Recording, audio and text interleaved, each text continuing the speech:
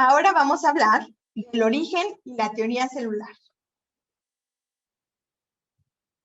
Como ya les mencioné, la célula es la unidad funcional de los seres vivos y tiene muchas formas, puede ser redondas, cuadradas, en forma de huso, en forma de estrella.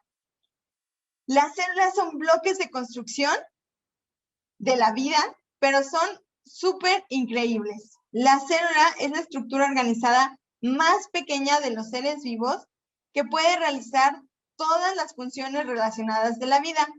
Y a pesar de su enorme variedad, las células de todos los organismos, incluso si son tan diferentes como la de estas, la primera que es de fosas nasales de humanos, estas que son de cebolla o estas bacterias, todas tienen ciertas características que comparten. La célula es la unidad fundamental de la vida. Con el paso de los años y conforme fuimos descubriendo que existían las células y que todos los seres vivos estaban hechos de células, llegamos al descubrimiento de la teoría celular. Todo empezó hace mucho tiempo cuando se inventó el microscopio y pudimos observar a las primeras células vegetales. Robert Hooke, él observó corteza de árbol, un corcho, y él fue el primero en llamarle células, le recordaban celdillas. Y él lo que observó en ese corcho en realidad era la pared celular de esas células que ya habían muerto. Después llegó Anton van Leeuwenhoek, que él era un aficionado a construir lentes y hacer microscopios, y él fue el primero en observar a estos animales chiquititos como bacterias o protozoarios en una gota de agua de un charco, y él le llamó animáculos porque pues veía que se movían y que parecían animales chiquititos. Después, este señor Schleiden fue un botánico y él fue el primero en concluir que todos los seres vivos están formados de células. Schwann concluyó que la célula es la unidad fundamental de plantas y animales. Y Birkhoff habló de la bipartición celular, que las células provienen de otras células. Y gracias a estos conocimientos se detalló la teoría celular, que tiene estos principios. La célula es la unidad estructural. Todos los organismos están hechos de células. Es la unidad fisiológica porque todas las reacciones metabólicas de un organismo se realizan en las células. Es la unidad de origen porque las células provienen de otras células preexistentes. Y este último postulado, unidad genética, este es más reciente. Las células contienen el material genético que se va a heredar de una generación a otra. Ahora, hablando del origen de la vida, la principal teoría es la abiogénesis, donde a partir de que se dio una formación de moléculas orgánicas simples, se empezaron a construir los bloques constructores de la vida. Los experimentos sugieren que las primeras moléculas orgánicas pudieron haberse sintetizado en aquella atmósfera primitiva y que posiblemente eran moléculas como ARN o ADN. Después, estas moléculas evolucionaron a moléculas que podían replicarse a sí mismas. Así como ahora los seres vivos se multiplican, se cree que estas primeras moléculas tenían esa capacidad de autorreplicarse y seguir generando más moléculas. El tercer paso que creemos fue clave es que estas moléculas quedaron encerradas dentro de una membrana celular. Y luego, a través de la evolución de procesos metabólicos, que ya vimos como catabolismo y anabolismo, pues finalmente se dio, conforme más evolucionaba y más complejo se hacía cada sistema, llegamos a los organismos multicelulares. Se cree que en esta teoría, a partir de un ancestro común, se ha originado toda la variedad de vida que existe actualmente. Este origen de la vida lo podemos fechar más o menos como hace 3.500 millones de años. Y si ustedes lo pusieran en un día, en 24 horas, la existencia de los seres humanos es así como los últimos 2 segundos de un día. Realmente tenemos muy poco en la historia de la Tierra.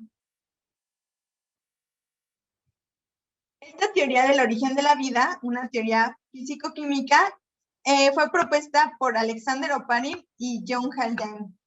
Ellos dicen que hace 3.500 millones de años existían estos elementos que conforman la vida: carbono, hidrógeno, oxígeno, nitrógeno, fósforo y azufre, que de alguna manera se unieron y formaron moléculas simples como amoníaco, metano, sulfuro de hidrógeno, y que estos compuestos, a través de esa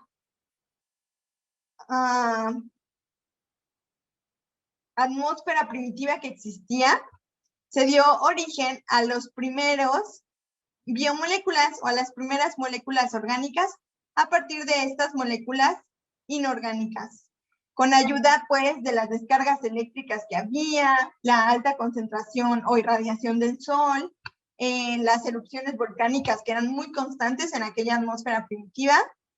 Y esto se cree que ocurrió hace aproximadamente 3.500 millones de años.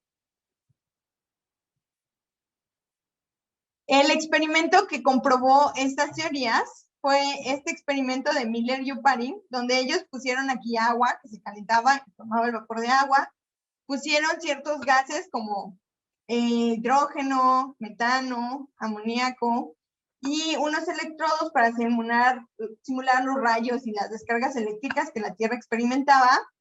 Y al final de esto, ellos pudieron obtener aquí aminoácidos sencillos. Y entonces, así es como probaron que a partir de moléculas inorgánicas se podían formar moléculas orgánicas. Y esta es cómo creemos que se dio el origen de la vida. Aunque no hay que dejar de lado que es posible que esas primeras moléculas también hayan podido provenir del espacio. A esta teoría le llamamos panspermia, donde se cree que en un meteorito pudieron llegar aquellas primeras moléculas orgánicas o primeros seres vivos muy primitivos, y que aquí en la Tierra encontraron las condiciones idóneas para adaptarse y evolucionar y dar toda la explosión de vida que conocemos actualmente.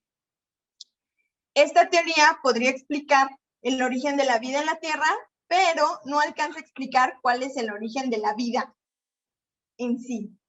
Pero no está descartada y es algo que se sigue explorando. La NASA tiene toda una división para explorar si podemos encontrar evidencia de células en algún otro planeta o en meteoritos que llegan a la Tierra. Y ahora, una vez que se originaron aquellas células primitivas, ¿cómo llegamos a las células que conocemos actualmente? Esto se cree, o es la teoría que es más aceptada, es la teoría endosimbiótica, donde se cree que a partir de aquellas células, primeras células primitivas, se dieron unos procesos o unos eventos de inclusión donde alguna célula absorbía a otra célula y en vez de digerirla y degradarla y eliminarla, aprendieron a vivir en simbiosis, beneficiándose una de la otra. Se cree que la primera inclusión dio origen a el núcleo y a esta parte del retículo endoplásmico, que después hubo un segundo evento de inclusión donde se dio origen a las mitocondrias, cuando se absorbió una bacteria aerobia, una bacteria que ya era capaz de sobrevivir en un ambiente de oxígeno. Y la evolución o el desarrollo de estas células dio origen a células eucariotas heterótrofas modernas, como nosotros, células animales, pero hubo otra línea que llevó a cabo otra inclusión, donde se absorbió una bacteria fotosintética. Estas se convirtieron en los plastos, los cloroplastos, y aquí obtenemos una eucariota fotosintética moderna, como podrían ser las células de plantas. Y entonces, a partir de estas células primitivas y con estos procesos de endosimbiosis, obtenemos las células eucariotas actuales. Pero, ¿qué es una célula eucariota? Hay que dividir a las células en dos, las células procariotas y las células eucariotas. Las células procariotas se llaman así porque no tienen núcleo. Carión significa núcleo. Procariota significa antes, no tienen núcleo. Y las eucariotas tienen un núcleo definido, núcleo verdadero. Tienen diferentes características unas y otras. Las procariotas son siempre bacterias, ya sea bacterias o arqueobacterias. Y las eucariotas, pues son todos los otros seres vivos, animales, plantas, hongos, protozoarios. Las procariotas siempre son organismos unicelulares y los eucariotes hay organismos unicelulares, pero también hay muchos organismos pluricelulares. En los procariotas la información genética se encuentra en forma de un ADN circular y solo es un cromosoma. En los eucariotes hay más de un cromosoma y son cromosomas lineales. Además, estos cromosomas se encuentran localizados en el núcleo de la célula. Las procariotas son células más pequeñas y las eucariotas son más grandes. Las procariotas no tienen organelos más que ribosomas, ningún otro organelo, sobre todo no organelos que estén rodeados por membrana, como las mitocondrias, el retículo endoplásmico, el aparato de Golgi, que sí tienen las células eucariotas. Ambas tienen una membrana celular. La pared celular está presente en todas las procariotas y en eucariotas solo en plantas, hongos y algas, no en animales ni en protozoarios.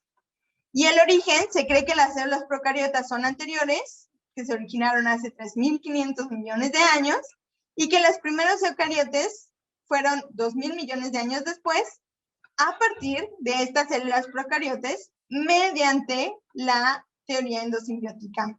Entonces, procariote y eucariote, ambos tienen membrana celular, ambos tienen citoplasmas, ambos tienen ADN, pero en el caso de eucariotes está guardado aquí dentro del núcleo. Ambos tienen ribosomas para sintetizar proteínas. Este no tiene otros organelos con membrana y este sí tiene muchos otros organelos con membrana, como mitocondrias, etcétera.